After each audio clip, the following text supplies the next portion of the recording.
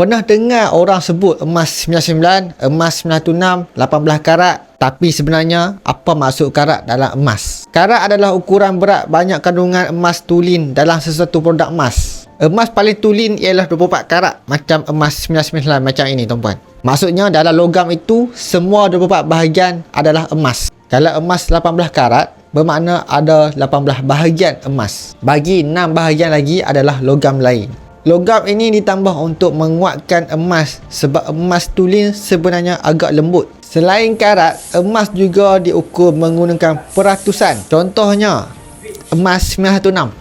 Ini bermakna kandungan emasnya sekitar 9.6% emas tulin. Kalau barang yang kemas berwarna emas, biasanya dicampur dengan logam seperti tembaga atau zinc.